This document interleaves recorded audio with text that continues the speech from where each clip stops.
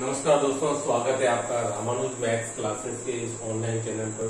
दोस्तों मैं आज लेकर के आया हूँ convex set linear programming problem में एक बहुत ही इम्पोर्टेंट टॉपिक है कॉन्वेक्स सेट अवमुख समुच्चय, जिस पर बेस्ड एटलीस्ट एक क्वेश्चन जरूर ही पूछा जाता है।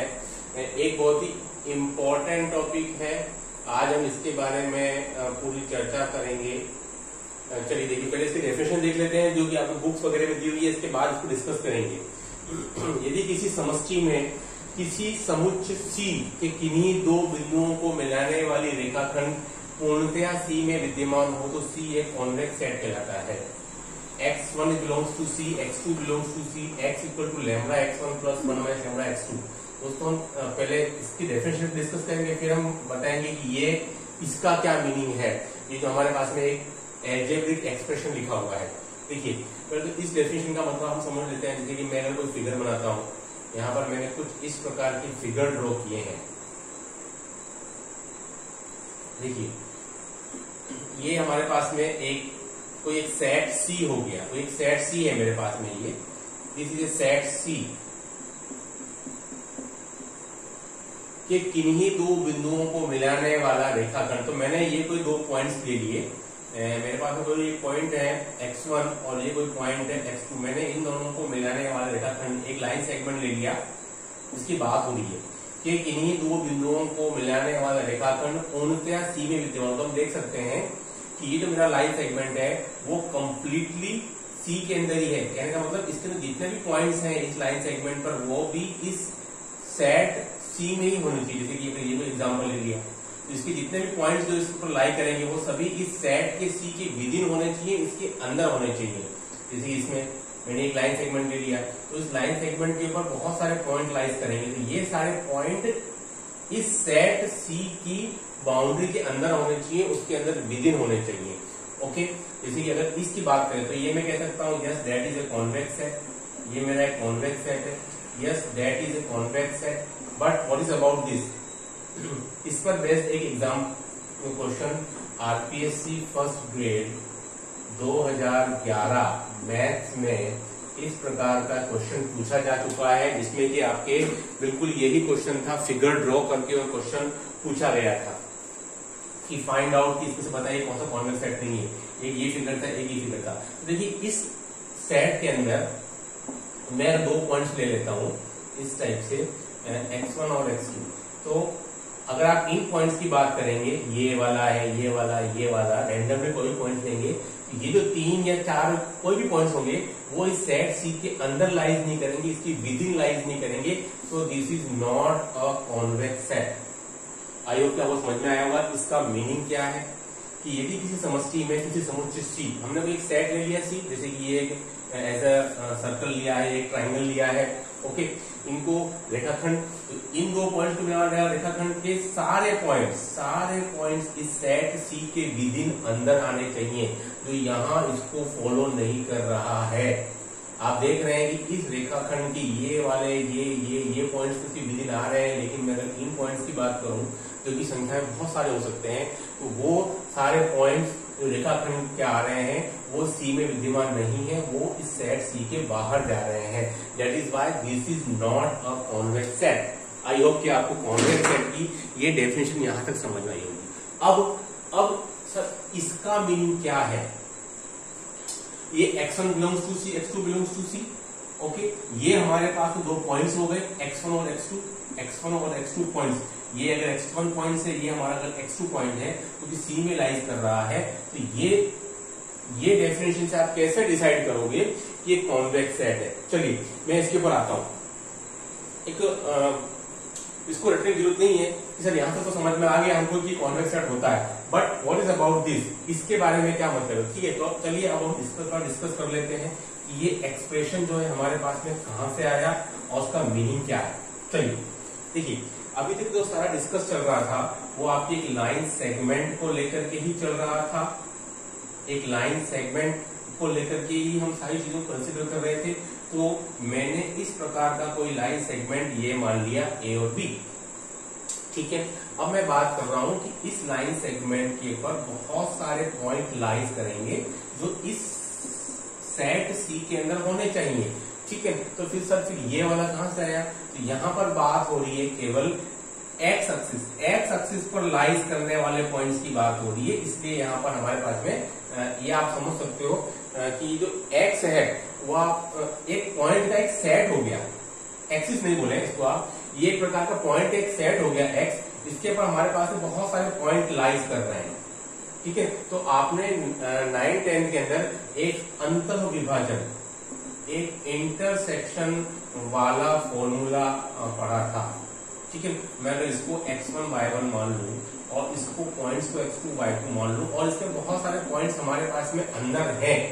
ठीक है, तो एक पॉइंट्स मान लेता हूं जो उसको यहाँ से m1 और m2 रेशो के अंदर डिवाइड कर रहा है, तो उसको आप फॉर्मूले को आप कैसे लिखते थे? x equal to that was m1 x2 plus m2 x1 divided by m1 plus m2। इसको हम कुछ इस प्रकार से लिखते थे।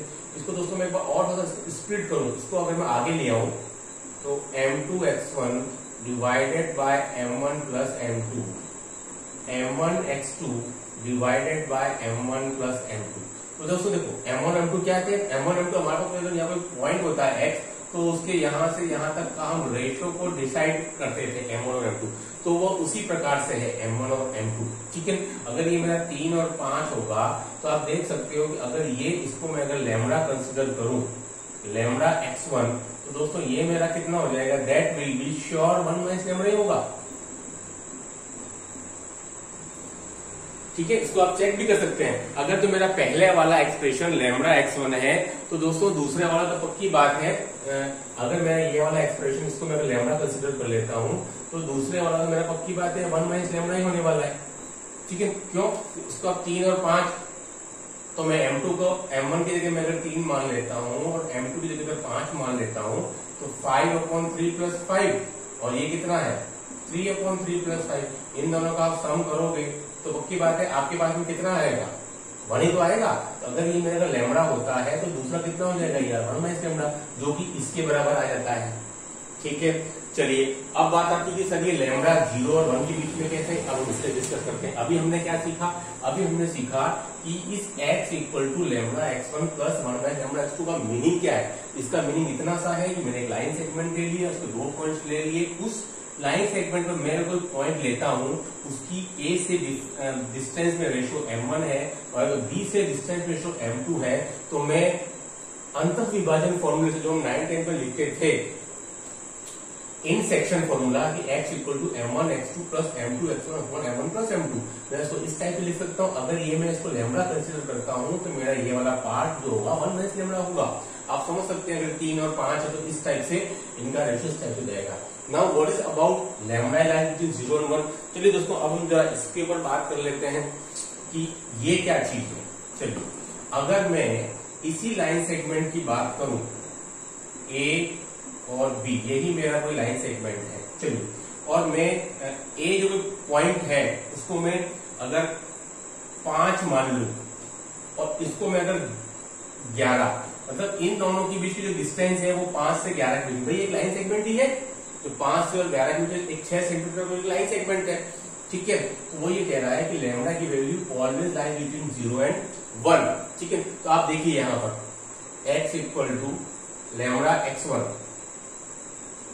लैम्बडा x1 की वैल्यू आप कितने मानते हो? 5 प्लस 1 माइनस लैम्बडा।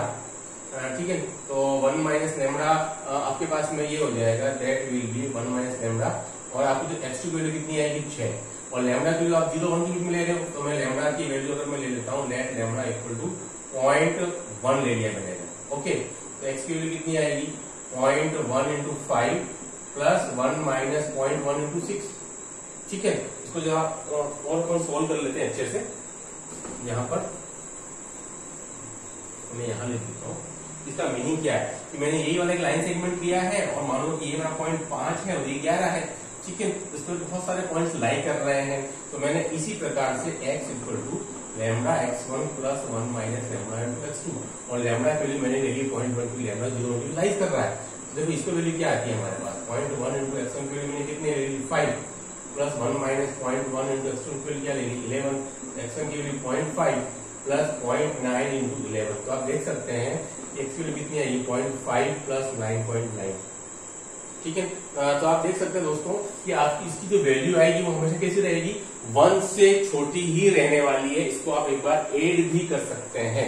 ठीक है, तो जिसकी वैल्यू आएगी दोस्तों वो हमारे पास में will always remain less than 1। ठीक है, इसकी जो वैल्यू होगी वो हमको हमेशा 1 से छोटी ही मिलने वाली है। ठीक है, तो इस टाइप से तो यहां तक आपको समझ में आ गया होगा कि इसका मीनिंग ये कहां से आया और इसकी मीनिंग क्या हुई हमारे पास में। तो इसका मीनिंग केवल इतना सा है कि मैंने 2 पॉइंट्स ले लिए थे 5 और 11। ये मेरा x1 आ गया, ये मेरा x2 आ गया और लैम्डा की वैल्यू मैंने 0 और 1 की वैल्यू कुछ भी ले लिया है, 0.1 लो, 0.2 लो, 0.3 लो। तो ये वाली वैल्यू भी दोस्तों हमेशा कितनी आएगी, 1 से छोटी ही आने वाली है। इसको अगर आप इस टाइप से ऐड करके देखोगे तो। चलिए अब हम कुछ एग्जाम्पल ले लेते हैं, some example about convex set. Convex set पर हम बेस्ड कुछ एग्जाम्पल ले लेते हैं क्योंकि जनरली एग्जाम में वो एग्जाम्पल पूछे भी जाते रहे हैं। चलिए जैसे कि मैंने पहला एग्जाम्पल ले लेता हूँ कि प्रूव दैट कि x² plus y² laser equal to 1। ये कॉन्वेक्स सेट है या नहीं। तो देखिए इसके लिए मैंने एक सर्कल ले लिया है, ये सर्कल कुछ इस टाइप का होगा। ठीक है, अब लेसर इक्वल टू 1 की बात होगी तो हमारे इस एरिया की बात होगी। अब इस एरिया में कोई भी 2 पॉइंट लूंगा तो हमेशा क्या आएगा, यस कॉन्वेक्स आएगा। इसी की जगह पर मैं ये वाला ले लेता x² plus y² is greater equal to 1, तो आपका फिगर तो दोस्तों इसी प्रकार का बनता। ओके, फिगर इस टाइप बनता, लेकिन ग्रेटर इक्वल टू 1 है तो मेरा ये वाला एरिया आ जाता और ये वाला एरिया आ जाता। तो मैं 2 पॉइंट्स लेता तो पक्की बात की इस 2 पॉइंट्स को ज्वाइन करने वाला कोई लाइन सेगमेंट है वो कहाँ जाएगा, वो इस सेट C से बाहर की तरफ ही जाने वाला है। तो ऐसी कंडीशन के अंदर this will be not a convex set. ठीक है, आई होप कि आपको दोनों एग्जाम्पल समझ में आए होंगे, x² plus y² laser equal to 1 वाला और x² ग्रेटर इक्वल टू 1 वाला। ठीक है, इसके अलावा देखिए सेम ऐसे कैसे और भी एग्जाम्पल हो सकते हैं क्योंकि जनरली कुछ क्वेश्चन पूछे जाते हैं। 3x² plus 2y² laser equal to 6। ठीक है, तो हम देख सकते हैं यहाँ से अगर इसको हम चेक करें तो मेरा क्या हो सकता है, it will B ellipse, x² नीचे आ जाएगा।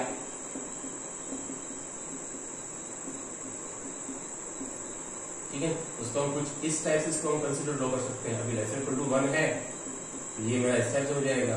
कोई 2 पॉइंट्स इसमें मैं ले लूंगा तो 2 पॉइंट्स पक्की बात है कि इसके अंदर ही लाई करने वाले हैं। ठीक है, ये लेसर इक्वल टू 1 है तो 2 पॉइंट्स इसके अंदर ही लाई करेंगे। तो ऐसी कंडीशन के अंदर आप देख सकते हो कि ये yes it will be convex है, yes it will be convex है। ठीक है, चलिए एक एग्जांपल और ले लेते हैं हम, है ना।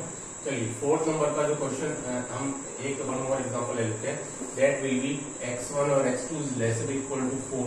ठीक है, चलिए हमने ये वाला ले लिया तो इसके लिए हमारे पास फिगर कुछ इस टाइप से बनेगा। तो इसकी चूंकि लेसर इक्वल टू 4 है तो ये हमारा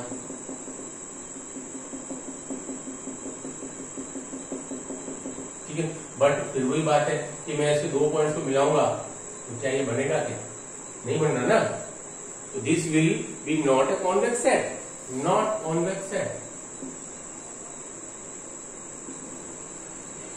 ठीक है, ओके। तो मैंने एग्जांपल ले लिया x1 x2 laser equal to 4 वाला और मैंने इसके 2 पॉइंट्स को मैंने अगर ज्वाइन किया है, ठीक है, तो आप देख सकते हैं आराम से कि कॉन्वेक्स सेट नहीं बन रहा है क्योंकि हम इसके 2 पॉइंट को मिला रहे हैं। तो जिससे जितने भी इस तरह के एग्जाम्पल होंगे x1 x2 laser equal to 1 वाले, x1 x2 laser equal to 5 वाले, सारे आप देख रहे हो कि टू वास्ट तो ओरिजिन तो होगा लेकिन हम 2 पॉइंट को ज्वाइन कर रहे हैं तो उससे कॉन्वेक्स सेट नहीं बनेगा। ठीक है, चलिए दोस्तों, आप I hope that you like this video. Do like share and subscribe my channel और आगे भी मैं इसी प्रकार के वीडियोस यूजफुल वीडियो आपके लिए लाता रहूंगा। Okay, thanks.